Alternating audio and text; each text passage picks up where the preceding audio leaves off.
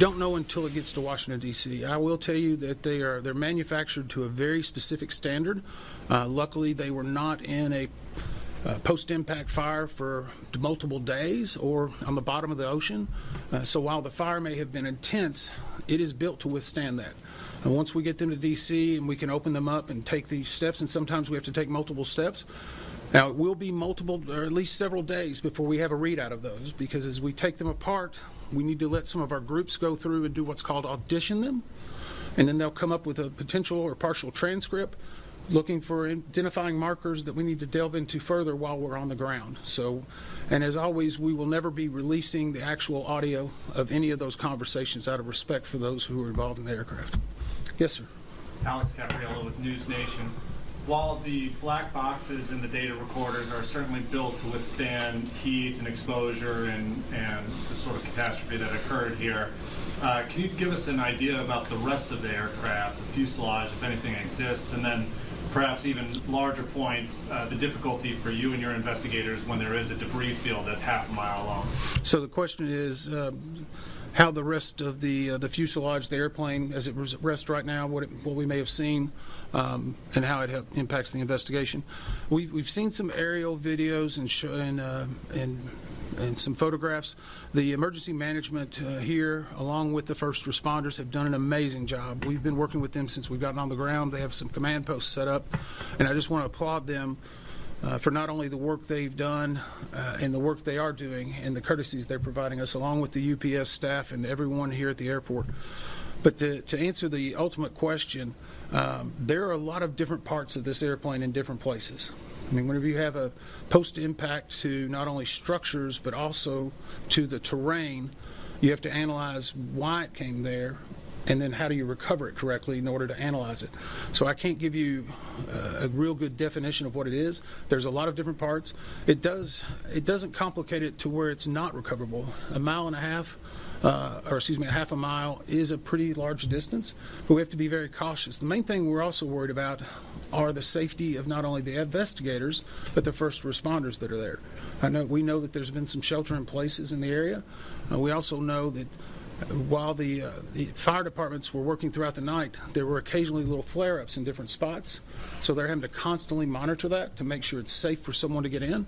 So it may not be the length of the debris field. It may be where the debris field is in, say, a recycling facility or another location, and the amount, of course, fuel that the plane was carrying.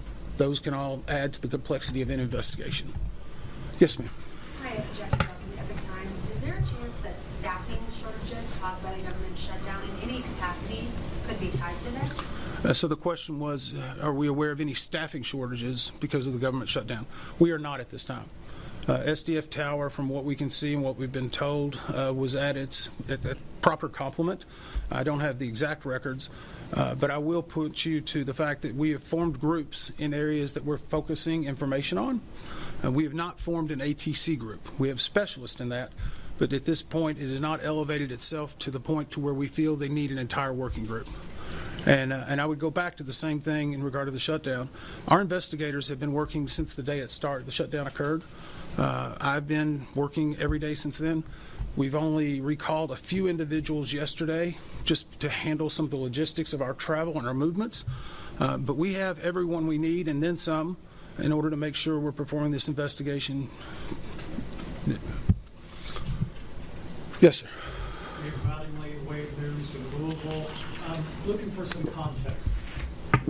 How rare is it that you see a plane with this much fuel on it going down and creating the fire that we saw here? Okay, so the question is how much fire in regard to this fuel load, and how in the United States we don't see it very much, which is great, and it means that the recommendations, we've made over 15,000 recommendations in our 65-year history. We have about an 82% success ratio. We have a mantra that used to be in front of our training facility, and it's, from tragedy we draw knowledge to improve the safety for all. And so for every tragedy we've had, we draw more knowledge, and we try to learn from that. And we hope that we don't repeat the same mistakes. So in this case, I'm sure we're going to learn some new things. We're going to make some recommendations and some findings. What they are yet, we do not know. But I would say a freighter that's fully loaded, that's going to Honolulu, is going to have a large amount of fuel. And that obviously was part of the post-accident response. Yes, sir. Jonathan Gregg, Spectrum News, Louisville. What's the rotating speed of a fully fueled MD-11? How fast is it going to take off? The question was, what is the rotation speed? Takeoff speed. Takeoff speed? 175, 180? Off the top of my head.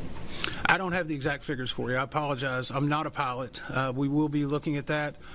Typically, you're looking at speeds in the 150s to 180s, 190s, but I don't want to give you a definitive number because I would be guessing.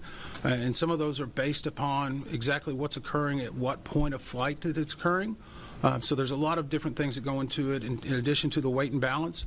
All of these have been mapped out over decades to specifically know how much thrust and speed is needed to obtain